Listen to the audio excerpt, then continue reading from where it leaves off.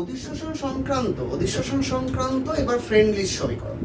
বিজ্ঞানী ফ্রেন্ডলিজ কি বলেছিলেন? বিজ্ঞানী ফ্রেন্ডলিজ বলেছিলেন যদি অধিশোষিত পদার্থ গ্যাস হয়, তার মানে অ্যাডসর্বেট যদি গ্যাস হয় আর অ্যাডসর্বেন্ট সলিড হয়, সেক্ষেত্রে বলছে যে x/m মানে কি?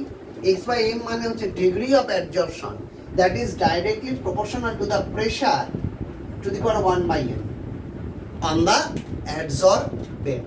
তার মানে অ্যাডসর্বেটের ওপর প্রেশারের সঙ্গে এদের ডিগ্রি অফ অ্যাডজর্পশন বা হচ্ছে অধিশোষণ মাত্রাটা কি করছে? সেটা হচ্ছে প্রপোর্শনাল হচ্ছে। আর যদি লিকুইড হয়, এটা কি? যদি অ্যাডসর্বেন্ট বা অধিশোষিত পদার্থ এটা হচ্ছে কি? এটি গ্যাস হয়, অধিশোষিত পদার্থ যদি গ্যাস হয় আর যদি লিকুইড হয়, তাহলে সেক্ষেত্রে x/m directly proportional c two the power 1/n। তার মানে nটা হচ্ছে কনস্ট্যান্ট, একটা ফ্রেন্ডলিজ কনস্ট্যান্ট। মানে সিটা কি? সি হচ্ছে গিয়ে এটা লিকুইড যদি হয়, অ্যাডসর্বেট যদি লিকুইড হয়, তাহলে সি হচ্ছে মোলার কনসেন্ট্রেশন মানে মোলার গারত্ব। এই মোলার গারত্বের সঙ্গে ডাইরেক্টলি প্রপোর্শনাল। এখন প্রশ্ন হচ্ছে, আমি এই যে ইকুয়েশন দুটো দিয়েছি, তাহলে আমাকে এখানে দেখো দুটো কনস্ট্যান্ট ইউজ করতে হবে। একটা 1/n মানে n তো একটা কনস্ট্যান্ট রয়েছে, আর একটা কনস্ট্যান্ট ইউজ করতে হবে। এই দুটো কনস্ট্যান্টকে বলা হচ্ছে ফ্রেন্ডলিজ কনস্ট্যান্ট। কি করে বার করা হবে দেখো। বলছে x/m that equal to k into c two the power 1/n। তাহলে ডিগ্রি অফ অ্যাডজর্পশন যেটা বলছে সেটা কি করছে না k into c two the power 1/n। তাহলে কাজ করি, আমি এখানে লগ নিই, log x/m equal to 1/n log c plus log k, right? তাহলে এইবার আমি এক করছি, এটা হচ্ছে কি সলিডের ক্ষেত্রে। গ্যাসের ক্ষেত্রে কি হবে? এটা p হবে। তাহলে আমি যদি এটাকে ইকুয়েশনটাকে এরকম গ্রাফিক্যাল রিপ্রেজেন্টেশন করি, তা log x/m ভার্সেস হচ্ছে c যদি প্লট করি, তাহলে এটা কোন ইকুয়েশনকে ওরা ইন্ডিকেট করছে না? y equal to mx plus c টাইপের ইকুয়েশনকে ইন্ডিকেট করছে। y equal to mx plus c টাইপের ইকুয়েশনকে ইন্ডিকেট করছে। তাই সেক্ষেত্রে এটাকে স্ট্রেট লাইন যদি হয় তাহলে কি হবে? সেটা হচ্ছে এরকম। তাহলে এই যে স্ট্রেট লাইন, তার যে প্রবণতা মানে কি? Magnitude, that is theta. তাহলে আমি এখান থেকে কি বার করবো? Tan theta. তাহলে ট্যান থিটার দুটো পয়েন্ট আমি এখানে নিয়ে নেওয়ার পর গ্রাফ কাগজে আমি এতে কতগুলো ঘর ইউজ করছি আমি দেখে নেব। তাহলে এই যে তোমার ট্রায়াঙ্গেলটা হলো, সেই ট্রায়াঙ্গেলে ধরো এটা এ, এটা বি, এটা সি। তাহলে ট্যান থিটা সমান কত হচ্ছে? লম্ব বাই ভূমি। তাহলে এখানে কত? AB by BC. তাহলে এবি এবং বিসি এই কতগুলো ঘর কাটা আছে, এগুলো দিয়ে আমি এবি বিসি পেয়ে যাব। তাহলে আমি এখানে ট্যান থিটাটা পেয়ে যাবো। ট্যান থিটা মানে ম্যাগনিটিউড। তাহলে এম ইকুয়াল টু কত হয়ে যাচ্ছে? 1/n। তাহলে এম এর ভ্যালু যদি আমি পেয়ে যাই, তাহলে এখান থেকে এন এর ভ্যালুটা পেয়ে যাব। সিমিলারলি খেয়াল করে দেখো, এই গ্রাফে এই যে পোর্শনটা, দ্যাট ইজ কি? এটা হচ্ছে গিয়ে সি। সি মিনস কত না? লগ কে। সি মানে লগ কে। তাহলে সি ইকুয়াল টু কি হয়ে যাচ্ছে? লগ কে। তাহলে এখানে সি এর ভ্যালু জানা আছে, আমি কে এর ভ্যালুটা ইজিলি আমি এখান থেকে এভালুয়েট করতে পারি। তাহলে কি দাঁড়িয়ে গেল না? দাঁড়িয়ে গেল হচ্ছে গিয়ে এই ইকুয়েশনটা আমাদের থেকে আমরা যে ফ্রেন্ডলি যে কনস্ট্যান্ট, সেই কনস্ট্যান্টের মান দুটো আমরা বার করতে পারবো। এইবার দেখো, এরপরে সারফেস কেমিস্ট্রি একটা পার্টে আমি চলে যাচ্ছি, পরে ক্যাটালিসিসে আসবো। এরপরে পার্টটা হচ্ছে সলিউশন পড়েছো তোমরা, সে স্যাচুরেটেড, আনস্যাচুরেটেড, এসব অনেক কিছু পড়েছো। সেই সব সলিউশন নয়। এখানে বলছে যে সলভেন্টের মধ্যে যে সলিউট পার্টিকেল অর্থাৎ দ্রাব কণার ব্যাসের উপর নির্ভর করে সলিউশনগুলোকে আমরা কতগুলো ভাগে ভাগ করেছি।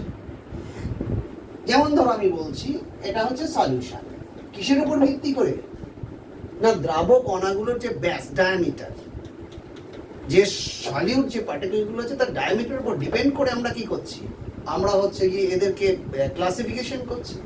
একটা হচ্ছে কি, একটাকে বলবো হচ্ছে গিয়ে প্রকৃত দ্রবণ, ট্রু সলিউশন। ট্রু সলিউশন মানে প্রকৃত দ্রবণ। একটা কলয়েড দ্রবণ, আর একটা হচ্ছে সাসপেনশন। মনে রাখতে হবে কলয়েড দ্রবণ মানে বলছে যদি সলিউট পার্টিকেল গুলো, যদি ব্যাস গুলো, দ্রাবক কণাগুলোর ব্যাস 10⁻⁵ থেকে 10⁻⁷ সেন্টিমিটারের মধ্যে হয়, তাহলে এই কণাগুলো যখন থাকবে তখন দ্রবণের মধ্যে কি করবে, ওরা ঘুরে ঘুরে বেড়াবে, ওরা কখনো অদক্ষিপ্ত হবে না, ওদেরকে হচ্ছে গিয়ে সাধারণ ফিল্টার পেপার দ্বারা পৃথক করা যাবে না। তাহলে এই ধরনের দ্রবণগুলোকে বলা হচ্ছে কি, কলয়েড দ্রবণ। এই দ্রবণগুলোকে বলা হচ্ছে তোমার কি, কলয়েড দ্রবণ। আর প্রকৃত দ্রবণ কি না, যদি দ্রাবকণাগুলোর ব্যাস 10⁻⁷ এর কম, তার মানে কত হবে, যে ধরো 10⁻⁸ বা তার কম, তাদের ক্ষেত্রে ওই ধরনের কোনো সিচুয়েশন তুমি দেখতে পাবে না, যার জন্য তারা কি হবে, এই সলিউশনটাকে বলে ট্রু সলিউশন বা প্রকৃত দ্রবণ। আরেকটা কি, সাসপেনশন। সাসপেনশনটা কি, সাসপেনশনটা হচ্ছে যে এদের কণাগুলোর ব্যাস 10⁻⁴ সেন্টিমিটার বা তার বেশি। 10⁻⁴ সেন্টিমিটার বা তার থেকে বেশি, তাহলে এই সলিউশনটাকে বলবো আমি সাসপেন্স। তারা ঘুরে ঘুরে বেড়াবে, তাদেরকে আমরা সাধারণ ফিল্টার পেপার দিয়ে সেপারেট করতে পারবো, এইসব ব্যাপার সেপারেট। তা আমার যেটা পাঠ্য বিষয় সেটা হচ্ছে কলয়েড সলিউশন।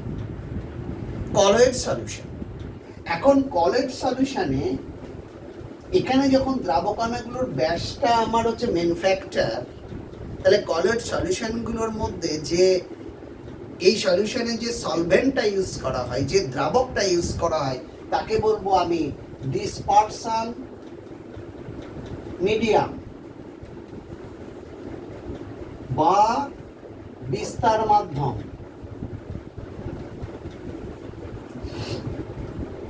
ডিসপারশন মিডিয়াম বা হচ্ছে গিয়ে বিস্তার মাধ্যম। তাহলে কলয়েড দ্রবণের যে দ্রাবক, সেই দ্রাবককে বলা হচ্ছে বিস্তার মাধ্যম বা হচ্ছে গিয়ে ডিসপারশন মিডিয়াম। আর এর মধ্যে যারা কলয়েড কণাগুলো থাকবে, অর্থাৎ যারা দ্রাবক সলিউট, তাদেরকে বলবো বিস্তৃত দশা। তাহলে তাদেরকে বলবো ডিসপার্স ফেজ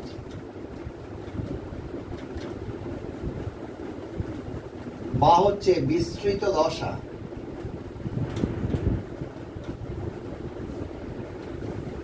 বিস্তার মাধ্যম হয়ে গেল আর বিস্তৃত দশা হয়ে গেল।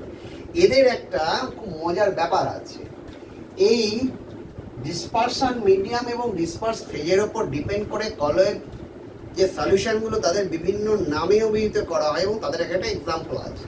যেমন ধরো আমি যদি এরকম ভাগ ভাগ করে আমি লিখি, ভাগ ভাগ করে যদি লিখি, একটা হচ্ছে গিয়ে ওদের প্রকৃতি, বিস্তার মাধ্যম ডিসপারশন মিডিয়াম আর ডিসপার্স ফেজ।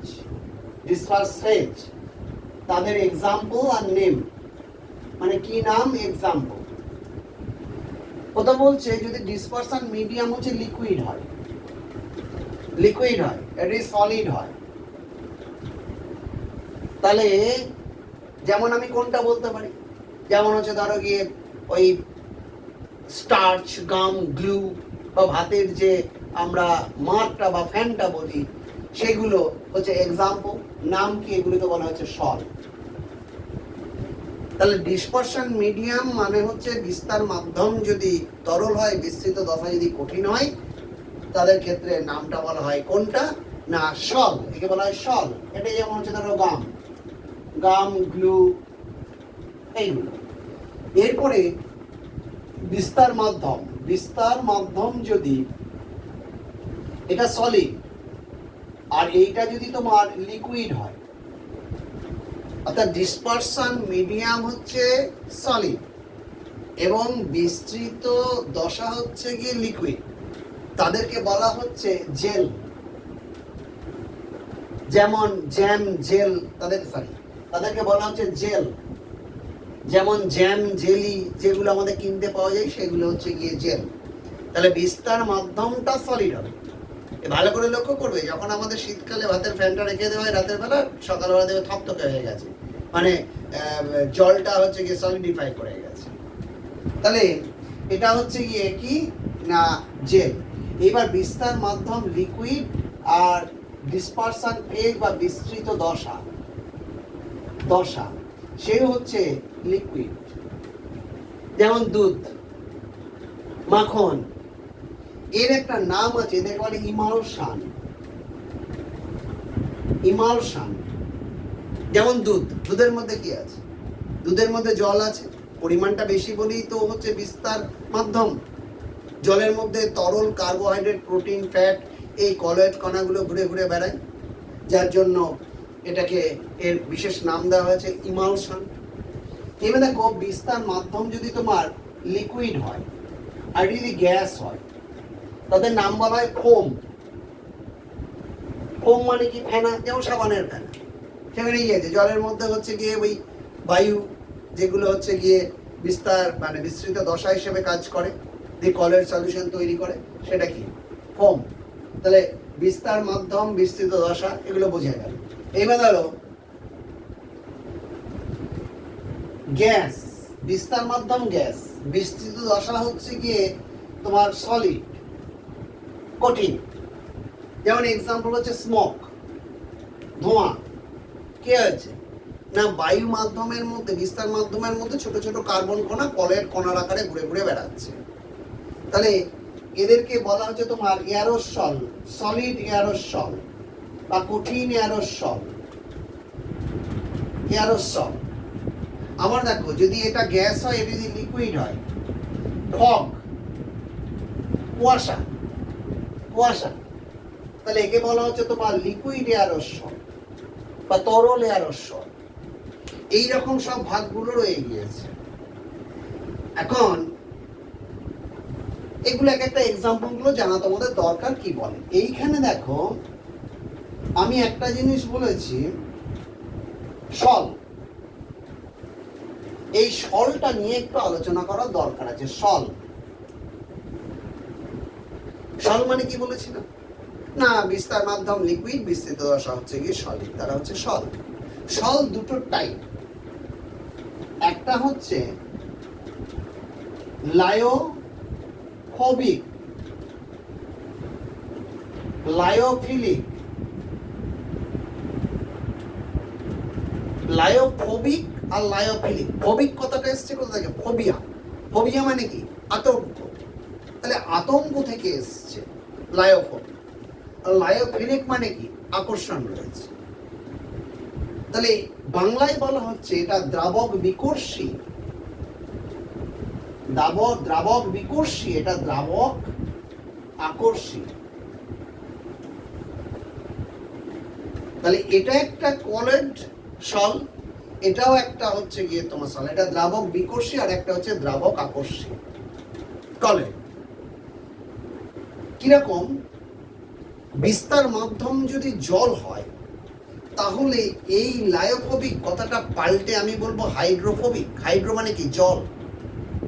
তাহলে বিস্তার মাধ্যম এর নাম অনুসারে এদেরকে ভাগ করা যায়। তাহলে ধরো আমি যদি জল বিকর্ষী বলি, জল বিকর্ষী মানে কি? হাইড্রোফোবিক। মানে এখানে যে কলয়েড কণাগুলো রয়েছে, তাদের বিস্তার মাধ্যমে যাওয়ার বিন্দু মাত্র ইচ্ছা থাকে না। তোমরা তাহলে স্যার কলয়েড সলিউশনটা তৈরি হলো কি করে? রাইট, কলয়েড সলিউশন বিভিন্ন পদ্ধতিতে তৈরি করা হয়, আমি দেখাবো। একটা এক্সাম্পল দিয়ে বলি। ধরো আমাদের হ্যান্ডপাম্পে জল থেকে দেখবে কিছু ঘোলা কলয়ের কণাযুক্ত একটা জলটা বেরোলো। দীর্ঘক্ষণ যখন রেখে দিলে তুমি দেখলে তলায় কিছু একটা পড়ে গেছে। কলয়েড তো এটা পড়ে না, মানে তুমি এগুলো জলটাকে ধরো ভেপোরাইজ করে দিলে। জলটাকে ভেপোরাইজ করার পরে দেখলে জলের তলায় থকথকে বাদামি বর্ণের কিছু একটা পড়ে আছে, সেটাকে একটা ফেরিক হাইড্রক্সাইড। তাহলে ও তো জলের মধ্যেই কলয়েড কণার আকারে ছিল, তাহলে তখন ওটা একটা সল ছিল। এইবার জলটাকে যখন আমি বার করে দিয়েছি, মানে দ্রাবকটাকে যখন আমি রিমুভ করে দিয়েছি, তাহলে এইবার কি ওর মধ্যে আবার যখন দ্রাবক বা মানে সলভেন্ট বা হচ্ছে গিয়ে সলভেন্ট ইজ স্পেসিফিক্যালি জল দিয়ে দেবো, তখন তো তারা কি আবার তো কলের সলিউশন তৈরি করার কথা, কিন্তু করবে না। কারণ এই যে থকথকে যে ওই ফেরিক হাইড্রোক্সাইডটা পড়ে রইল, তার জলে যাওয়ার বিন্দু মাত্র কোনো ইচ্ছা নেই, মানে জলেতে দ্রবণ তৈরি করার বিন্দু মাত্র ইচ্ছা নেই, যার জন্য এটুকু বলা হচ্ছে তোমার হাইড্রোফোবিক। তার মানে কি, আমি যদি বিস্তার মাধ্যমকে বা ডিসপারশন মিডিয়ামকে রিমুভ করে পুনরায় আবার বিস্তার মাধ্যম দিই, তাহলে কিন্তু তারা আর কলের সলিউশন তৈরি করতে চায় না। তাহলে ওই ধরনের কলের দ্রবণ যেটা আগে ছিল সেটাকে বলা হচ্ছে কি না হাইড্রোফোবিক বা লায়োফোবিক।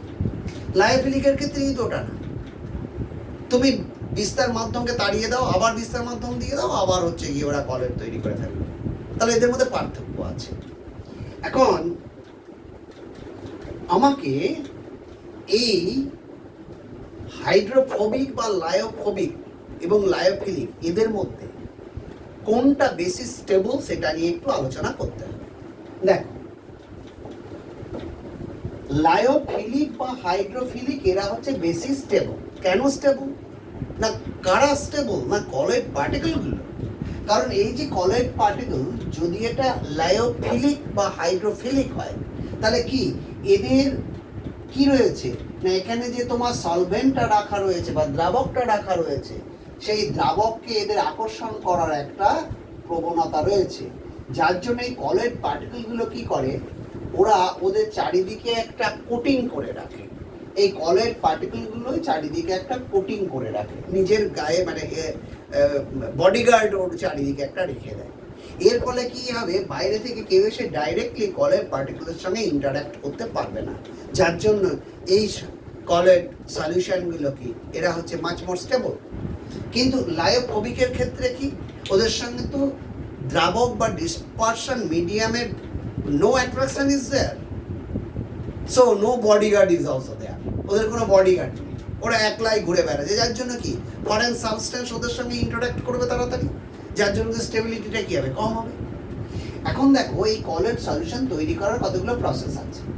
মেনলি যে জিনিসগুলো জানতে হবে সেটা হচ্ছে গিয়ে কোনটা না, প্রথমে হচ্ছে যেটাকে বলা হচ্ছে পেপটাইজেশন। পেপটাইজেশন পেপটাইজেশন সেটা আবার কি বলছে? আমি খানিক আগে কি দেখিয়েছি না, খানিক আগে দেখিয়েছি যে লায়োফোবিক ওদের বিস্তার মাধ্যমকে সরিয়ে দেওয়ার পর ওরা একলা পড়ে রইলো, বিস্তার মাধ্যম দিলে গেল না। কিন্তু আমাকে কিছু একটা কায়দা করতে হবে যাতে করে হচ্ছে গিয়ে ওরা আবার কলের সলিউশনে চলে যাবে। ধরো ফেরিক হাইড্রোক্সাইড জলে ছিল, জলটা তাড়িয়ে দিয়েছি, ফেরিক হাইড্রোক্সাইড পড়ে রয়েছে, তার মধ্যে আবার জল দিলাম। এবার জল দিলে কি হবে, ওরা তো আর যাবে না, ওরা যাবে না, কিন্তু যাবে তখনই যখন বাইরে থেকে কোনো একটা তড়িৎ বিশ্লেষ্য পদার্থ যোগ করবো। যেমন ধরো ফেরিক হাইড্রোক্সাইড, এগুলো সব হচ্ছে ফেরিক হাইড্রোক্সাইড, এরা একসঙ্গে চাক বেঁধে লেগেছিল, যতই জল দিচ্ছি ওরা কিছুতেই যেতে চাইছে না। কিন্তু বাইরে থেকে আমি যদি তড়িৎ বিশ্লেষ্য পদার্থ ফেরিক ক্লোরাইড দিয়ে দিই, তখন কি করে, তখন করে কি এরা কেমিক্যাল অ্যাডজর্পশন ঘটায়, মানে এই যে আউটার লেয়ারে এই যারা রয়েছে তারা কি করবে না ফেরিক আয়নের সঙ্গে এরা হচ্ছে কেমিক্যাল অ্যাডজর্পশন ঘটিয়ে দেবে, রাইট? তার মানে অ্যাডসর্বেন্ট অধিশোষক এবং অধিশোষিত পদার্থের কণার মধ্যে একটা বন্ড ফর্মেশন হয়ে গেল। এইবার কি হলো, ধরো এটা হচ্ছে ফেরিক হাইড্রোক্সাইডের কণা, তার বাইরে কি রইলো, ফেরিক আয়ন রয়ে গেল। এইবার এই যে দুটো সেম আধান ওরা পরস্পরের গায়ে গায়ে মানে খুব কাছাকাছি, দে গেটস মাচ মোর কনজেস্টেড। যখন কাছাকাছি চলে এলো তখন কি হচ্ছে, ওদের মধ্যে একটা বিকর্ষণ বল কাজ করে।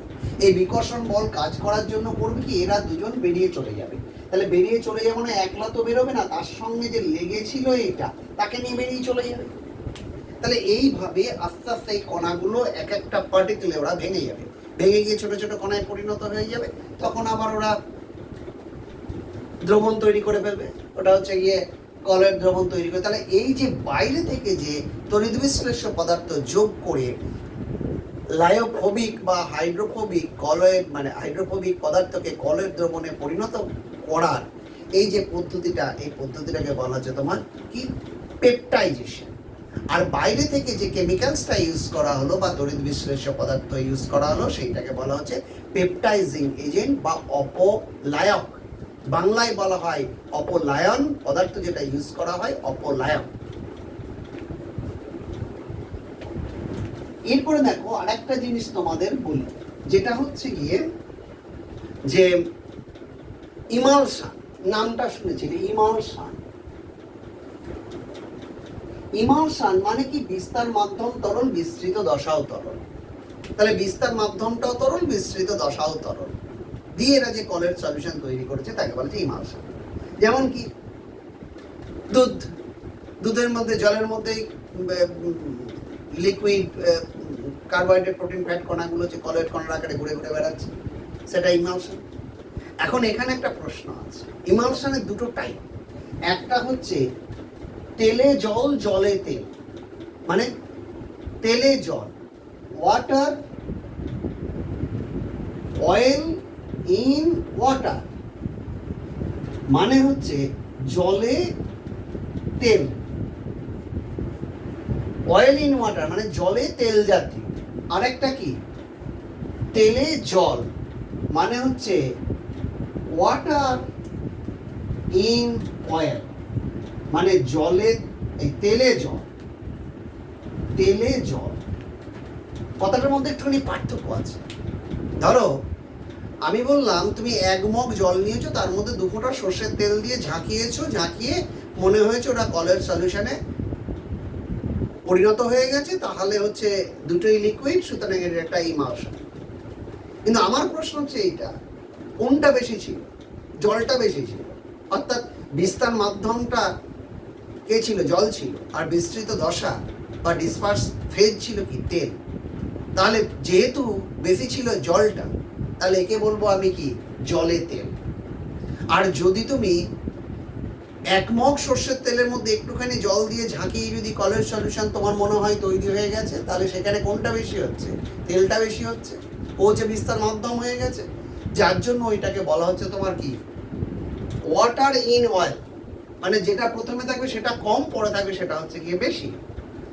তেলে জল, যেমন এটা হচ্ছে মাখন, এটা হচ্ছে কি? দুধ। মেন ব্যাপার হচ্ছে যে গরুর মাঠ থেকে ডাইরেক্ট যে দুধটা বেরোচ্ছে, সেই দুধের মধ্যে 89% জল থাকে। কারণ ব্র্যাকেটে ভেবে নাও তোমরা যেটা বাড়িতে খাচ্ছ, যেটা বাইরে থেকে কিনে খাচ্ছ, তাতে কত পরিমাণ জল থাকে একটু ভেবে নাও। যাকে তেলে জল, জলে তেল, আমি দুটো টাইপ বললাম। এখন প্রশ্ন হচ্ছে, তুমি আমাকে খানিক বাদে বলবে স্যার আমি জলের মধ্যে সর্ষের তেল দেওয়ার পর আমি যখন সেক করলাম, মনে হলো ছোট ছোট কণাগুলো ঘুরে ঘুরে বেড়াচ্ছে, কিন্তু খানিকক্ষণ বাদে দেখি ওপরে আবার তেলটা ভাসছে। স্যার কলের সলিউশন তো আপনি বললেন যে কলের কণাগুলো মানে ওরা কি র্যান্ডামলি মানে ওরিয়েন্টেড, ওরা হচ্ছে গিয়ে সবসময় ঘুরে ঘুরে বেড়ায়, ওরা কখনো পদক্ষিপ্ত হয় না, তো এখানে তো দুটো সেপারেট লেয়ার তৈরি করেছে, তাহলে কই এটা তো কলের সলিউশন তৈরি করলো না। Right right. তাহলে এই ক্ষেত্রে ইমালশন তৈরি করার জন্য বাইরে থেকে একটা পদার্থ ইউজ করতে হবে। মানে ওই যে 1 মগ জলের মধ্যে তুমি সর্ষের তেল দিয়েছো, ঝাঁকালে কলের সলিউশন হলো না, তেল আবার ভাসতে আরম্ভ করলো, তখন কি করলে না, তখন একটু ডিটারজেন্ট বা সাবান ওইখানে নিয়ে একটু চটকে দিয়ে বা তুলে নিলে, বা একটু ডিটারজেন্টটা দিয়ে দিলে, দিয়ে একটু ঘেটে দিলে, ঘেটে দেওয়ার পরে তুমি কিন্তু দেখবে ওরা কিন্তু কলের সলিউশনটা তৈরি করে ফেলেছে, সব তৈরি করে ফেলেছে। আর কিন্তু তুমি রেখে দিলেও ওই তেলের কণাগুলো আর একসঙ্গে জয়েন্টলি দুটো সেপারেট লেয়ার তৈরি করবে না। তাহলে এইখানে বাইরে থেকে যে সাবান বা ডিটারজেন্ট যেটা ইউজ করলে, এইটাকে বলা হচ্ছে ইমালসিফায়ার বা ইমালসিফাইং এজেন্ট, বা ইমালশন কারক, বাংলায় বলা হচ্ছে ইমালশন কারক, ইংরেজিতে বলা হয় ইমালসিফাইং এজেন্ট বা ইমালসিফায়ার, যারা ইমালশনটা তৈরি করে। অ্যান্ড প্রশ্ন হচ্ছে যারা তৈরি করবে কে? ডিটারজেন্ট বা সাবান। বলছে কি প্রপার্টিজ আছে এদের মধ্যে যে এরা ইমালশন তৈরি করছে? বলছে প্রপার্টিজটা হচ্ছে এইটা, যে সাবান বা ডিটারজেন্ট এদের দুটো পার্ট আছে। ধরো আমি বলছি সোডিয়াম স্টিয়ারেট C17H35CON, এটা হচ্ছে সাবান। এক্ষেত্রে কি হচ্ছে এক্ষেত্রে দেখো এইরকম করে হাইড্রোকার্বন একটা চেন রয়েছে, তার সঙ্গে আর একটা পার্টে কে রয়েছে, এইটা রয়েছে। তাহলে একটা হচ্ছে আয়নিত অংশ রয়েছে, আয়নিত অংশগুলো কি, এরা হচ্ছে গিয়ে হাইড্রোফিলিক, মানে জলকে আকর্ষণ করে বা জল দ্বারা আকর্ষিত হয়। আর এই দিকে যে হাইড্রোকার্বন অংশটা রয়েছে দ্যাট ইজ হাইড্রোফোবিক। হাইড্রোফোবিক, এই যে হাইড্রোফোবিক হাইড্রোকার্বন অংশটা এটা জল বিকর্ষী। তার মানে ইমালসিফায়ার বা emulsifying agent must contain the two ends at a time. একটা হচ্ছে হাইড্রোফিলিক, একটা হাইড্রোফোবিক। কি হবে না, এই যে হাইড্রোফোবিক অংশটা, তোমার এখানে যে তেলের একটা লেয়ার রইল, সেই তেলের লেয়ারে হচ্ছে গিয়ে হাইড্রোফোবিক অংশটা যুক্ত হলো, দিয়ে কি হলো না, এই হাইড্রোফোবিক অংশটা এখানে গেট ডিজলভড, ওখানটায় ডিজলভ হয়ে গেল। কিন্তু এই যে লং চেন, যেটা হচ্ছে জলের সঙ্গে যার কোনো আকর্ষণ নেই, তারা তো সাইডে রয়ে গেল। আর এই পোর্শনটাই কি হলো না, এখানে প্রচুর জল অণুগুলো রয়েছে, প্রচুর জল অণু রয়েছে। তারা কি করছে, তারা হচ্ছে একে আকর্ষণ করছে, এই দিকগুলোকে আকর্ষণ করছে। যার জন্য কি হচ্ছে, যখন হাইড্রোফিলিক অংশটায় জল এই অংশটাকে আস্তে আস্তে টানতে আরম্ভ করছে, তখন কি হচ্ছে না, এই পার্টটা এর মুখে যে দ্রবীভূত যে তেলের অংশটা, সেই তেলের অংশটা কি করছে না, ছোট ছোট কণায় ভেঙে গিয়ে এটা আস্তে আস্তে গোটাটা বেরিয়ে চলে যাচ্ছে। তাহলে তেলের লেয়ারটা কিন্তু ভেঙে গিয়ে কলের সলিউশনে পরিণত হয়ে যাচ্ছে। যেমন কি, যেমন ধর আমি বলছি যে একটা গর্তের মধ্যে তোমার একটা ব্যাঙ ধরেছে বা ইঁদুর ধরেছে, একটা সাপ তার মুখে আছে, লেজটা বাইরে, তুমি টেনে বার করছো, টেনে বার করলে কি হবে, ওই ইঁদুর সমেত হচ্ছে সাপটা বাইরে বেরিয়ে চললো। ঠিক সেইভাবে ছোট ছোট তেলের কণাগুলো কলের কণার আকারে পরিণত হয়ে গেল এই মাছ